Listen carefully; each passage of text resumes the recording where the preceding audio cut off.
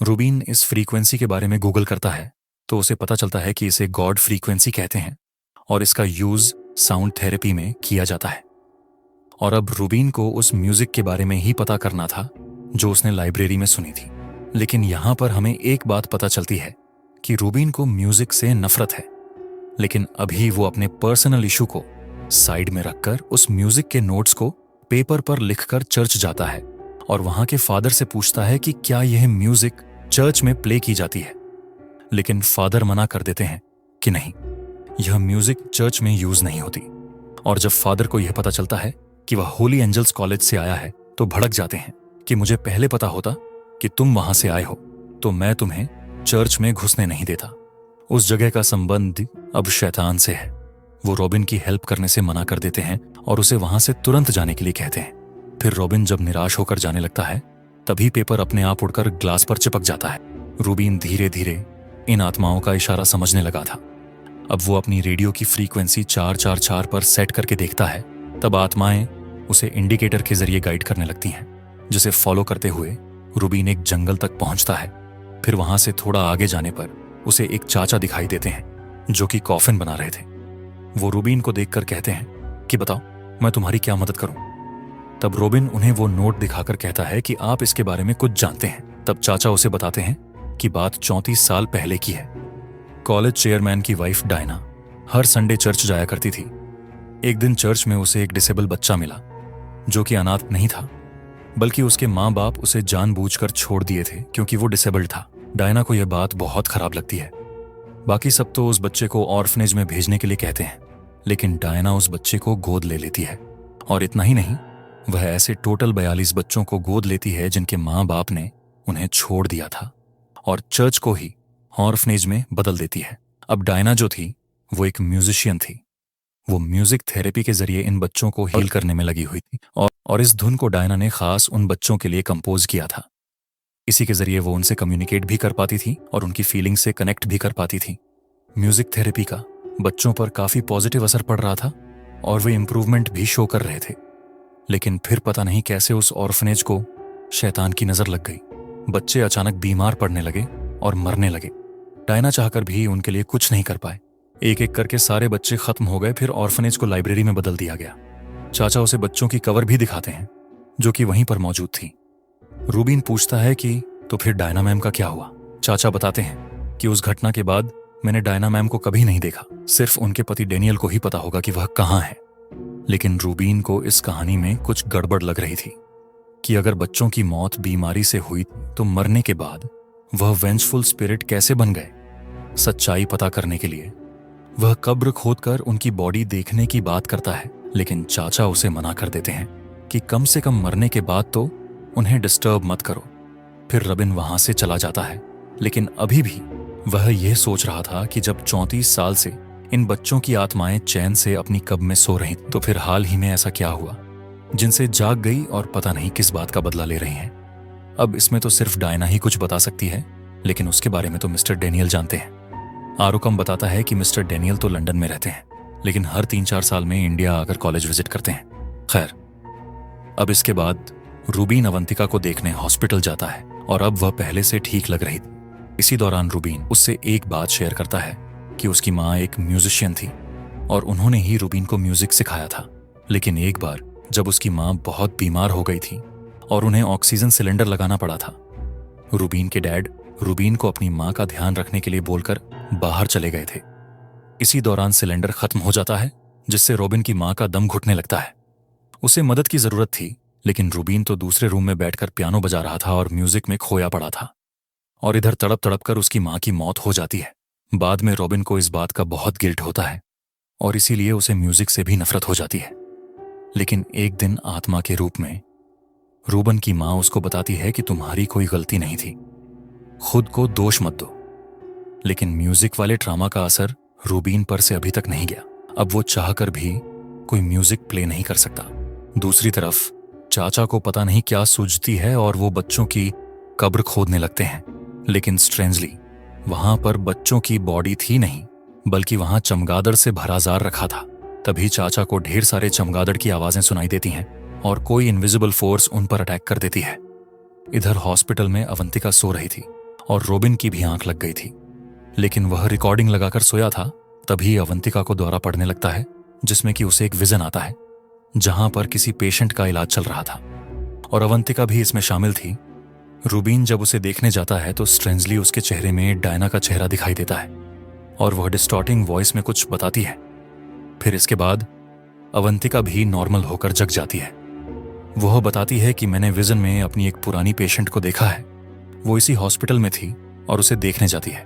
रूबीन भी उसके साथ जाता है और इसी दौरान वो डिस्टॉर्टेड वॉइस वाली ऑडियो दीपक को सेंड करके इसे डिकोड करने के लिए बोलता है। तभी अवंतिका देखती है कि वो पेशेंट अपने रूम में नहीं थी, यानी उसे शिफ्ट कर दिया होगा। तब आत्मा ही पैरानॉर्मल एक्टिविटी करके उन्हें गाइड करते हैं, जिससे दोनों उस रूम तक पहुंच जाते हैं। अवंतिका बताती है कि इस पेशेंट का नाम जेनिफर है, इसी को मैंने अपने विजन में देखा था। ये 5 साल से कोमा में थी, लेकिन मेरे ट्रीटमेंट के दौरान ये होश में आ गई थी। लेकिन सीनियर डॉक्टर ने इसे एनेस्थीसिया देकर सब गड़बड़ कर दिया।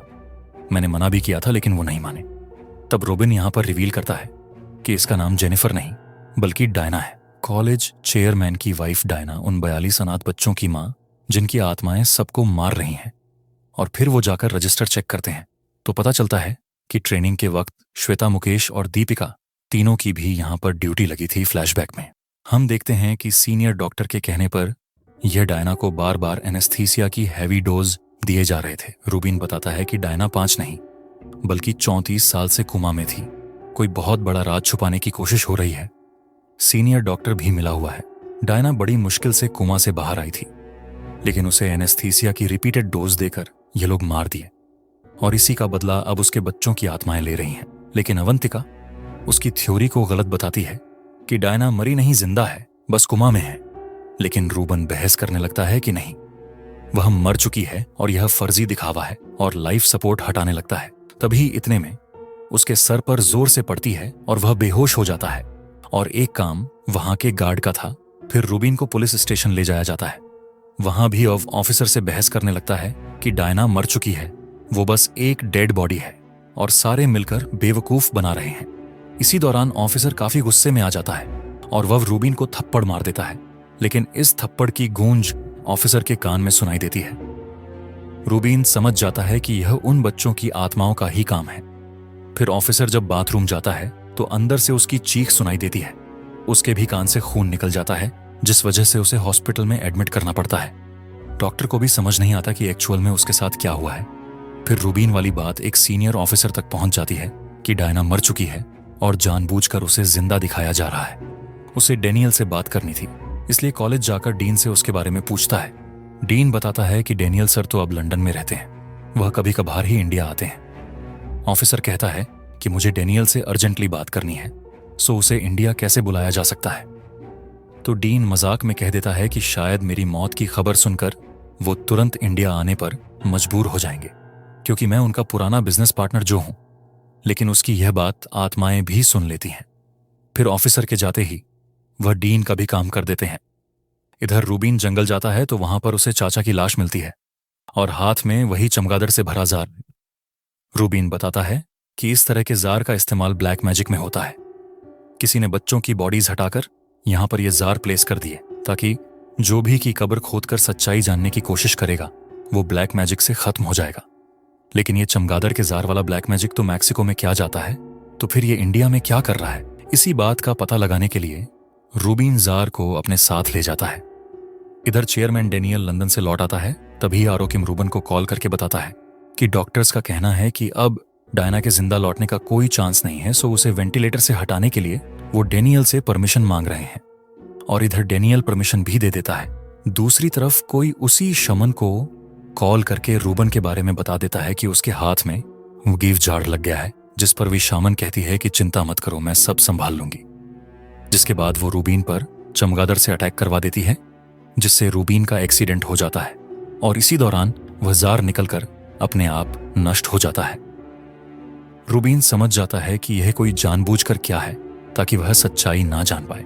इसके साथ साथ अब उसे अपनी थ्योरी पर भी डाउट होने लगता है, जिसमें उसे लगता था कि डायना बहुत पहले ही मर चुकी है।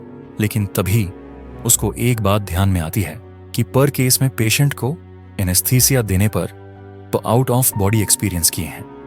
उफ अवंतिका को बताता है कि हम दोनों ही गलत थे। ना तो डायना मरी है और ना ही वह कोमा में है। इस समय वो जिस स्टेट में है उसे आउट ऑफ बॉडी एक्सपीरियंस कहते हैं। उसकी आत्मा कहीं गई नहीं, बल्कि वो यहीं पर है। अब क्योंकि स्टेट में वो स्पीड वर्ल्ड को देख सकती है, अपने बच्चों को देख सकती है, इसलिए अपनी ममता की वजह से वो इसी स्टेट में ठहरी हुई है। लेकिन हमें उसे वापस लाना होगा और टाइम बहुत कम है। 2 घंटे में वो डायना की बॉडी को वेंटिलेटर से हटा देंगे। लेकिन इधर किसी को कुछ ज्यादा ही जल्दी थी। वो डॉक्टर को कॉल करके अभी डायना को वेंटिलेटर से हटाने के लिए बोल देता है। डॉक्टर भी डायना को वेंटिलेटर से हटाने वाला ही होता है, लेकिन तभी उसे फिर से कॉल आता है, जो कि स्ट्रेंजली डायना का था, जिससे डॉक्टर टेंशन में आ जाता है कि यह कैसे हो सकता है। लेकिन फिर भी वो कॉल रिसीव कर लेता है और यह काम बच्चों की आत्माओं का था। कॉल सुनते ही डॉक्टर के भी यह ड्रम फट जाते हैं और वह भी मारा जाता है। फिर रोबिन और अवंतिका जब डायना को बचाने हॉस्पिटल जाते हैं, तभी दीपक कॉल करके बताता है कि उसने उस रिकॉर्डिंग को डिकोड कर लिया है, जिसमें कि उसे किसी नैन्सी डैनियल का नाम सुनाई दिया है। और दोस्तों, यहां पर रिवील होता है कि इन सब के पीछे नैन्सी डैनियल है, जो कि डैनियल की ही दूसरी वाइफ है। दूसरी उस मैक्सिकन शामन को बार बार वही कॉल कर रही थी और डॉक्टर को डायना का लाइफ सपोर्ट हटाने के लिए भी वही कॉल की थी। लेकिन यहां पर डैनियल को नैन्सी की सच्चाई पता लग जाती है कि जानबूझकर डायना को कोमा की हालत में रखी थी। डैनियल जब उससे इन सब का रीजन पूछता है तो वो बताती है कि वो डायना को हमेशा से अपना कंपटीटर मानती आई है। जब उसने देखा कि डायना की म्यूजिक थेरेपी से बच्चों पर काफी बढ़िया असर पड़ रहा है और इसके लिए उसे काफी प्रेज भी किया जा रहा है, तो उसे रह नहीं कि खुद को डायना से बेटर प्रूव करने के लिए उसने अपनी साउंड थेरेपी से बच्चों का ट्रीटमेंट करने का सोचा। और यह थी अल्ट्रासाउंड थेरेपी, जिसमें वह बैट्स का यूज कर रही थी। लेकिन इससे भी एक कदम आगे जाकर वह इसमें ब्लैक मैजिक भी ऐड करना चाहती थी और तभी वह इस मैक्सिकन शमन से जाकर मिली थी।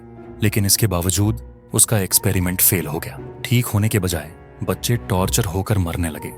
लेकिन तभी डायना आकर यह सब देख लेती है तो अपनी सच्चाई छुपाने के लिए नैन्सी डायना पर अटैक कर दी और उसे इतना मारी कि वह कोमा में चली गई। यह सब बताने के बाद ब्लैक मैजिक यूज करके वह डैनियल को भी मार देती है। इधर रूबन और अवंतिका डायना को लेकर लाइब्रेरी जाते हैं, क्योंकि उसकी आत्मा उसके बच्चों के साथ यहीं पर मौजूद थी। रूबन उसकी आत्मा से बॉडी में वापस आने की रिक्वेस्ट करता है, ये कहकर कि यहां ऐसे और भी बच्चों को आपकी जरूरत है। लेकिन बच्चे उसे जाने से मना कर देते हैं और फिर वह भी नहीं जाती। इसी दौरान अवंतिका को वहीं पर नैन्सी की एक्सपेरिमेंट वाली बुक मिल जाती है। इन्हें भी सारा मैटर समझ आ जाता है कि बच्चों की मौत बीमारी से नहीं बल्कि नैन्सी के बैट वाले एक्सपेरिमेंट से हुई थी और जिस शैतान की वो लोग बात कर रहे थे वो नैन्सी है। जिस तरह के टॉर्चर से गुजरकर उन बच्चों की मौत हुई थी, उसी तरह उनकी आत्मा लोगों को मारती है। तभी इतने में नैन्सी भी अपने आदमियों के साथ वहां पर आती है और डायना का लाइफ सपोर्ट हटाने लगती है। रूबीन और अवंतिका जब उसे रोकने जाते हैं तो डायना के आदमी लोग उन पर अटैक कर देते हैं। एक से तो रूबीन लड़ लेता है, लेकिन दूसरे वाला अवंतिका को पकड़ लेता है और उसे ले जाकर नैन्सी को सौंप देता है, जिसके बाद नैन्सी उसे इतनी बुरी तरह से मारती है कि वह बेहोश हो जाती है। फिर इसके बाद वो डायना का लाइफ सपोर्ट हटाने लगती, लेकिन अब बच्चों की आत्माएं उसे रोक रही थी। नैन्सी पहले से कान में डिवाइस पहनकर आई थी, इसलिए बच्चों की आत्माएं डायरेक्टली उस पर अटैक नहीं कर सकते थे, तो वह उस पर बुक्स वगैरह फेंकने लगते हैं। लेकिन नैन्सी को इनकी कमजोरी पता थी कि यह लोग चमगादड़ से डरते हैं, इसीलिए अब वो एक साउंड डिवाइस का यूज करके वहां पर हजारों बैट्स बुला लेती है, जिनसे बच्चों की आत्माओं को तकलीफ होने लगती है। डायना से उनकी हालत देखी नहीं जाती, लेकिन इस रूप में वह भी उनके लिए कुछ नहीं कर पा रही थी, इसलिए अब वह अपनी बॉडी में वापस जाने की सोचती है। इधर रॉबिन भी चमगादड़ से घिरा हुआ था और कुछ नहीं कर पा रहा था। तभी उसे वहां पर पियानो दिखाई देता है। अब जाकर फाइनली वह अपने ट्रामा को हराकर उस पियानो को प्ले करता है और यह धुन जो थी वो डायना की थी, जिसे सुनकर बच्चों की आत्माओं को रिलीफ मिलने लगता है। इधर नैन्सी फिर डायना का लाइफ सपोर्ट हटाने जाती है, लेकिन इस बार डायना अपनी बॉडी में घुसकर उसका हाथ पकड़ लेती है। बच्चों की आत्माएं भी कम बैक करके नैन्सी को पकड़ लेते हैं और उसके कान के डिवाइस भी हटा देते हैं। फिर नैन्सी को भी हजारों चमगादड़ की आवाज सुनाई देती है, जिस दौरान उसके हाथ पैर ठने लगते हैं और उसकी बहुत ही भयानक मौत हो जाती है। और इन सब के बाद डायना फिर से अपनी उसी मिशन पर लग जाती है जहां वो नए डिसेबल बच्चों को गोद लेकर उन्हें म्यूजिक थेरेपी दे रही थी। इस केस के बहाने रूबीन भी अपने ड्रामा को हरा दिया था और अब उसे म्यूजिक से नफरत नहीं थी। और इसी के साथ ये फिल्म यहीं पर द एंड हो जाती है। तो दोस्तों, ये थी शब्दाम मूवी की एक्सप्लेनेशन। उम्मीद है कि वीडियो आपको पसंद आई होगी, तो फिर मिलूंगा अगली वीडियो में। तब तक के लिए स्टे अलर्ट,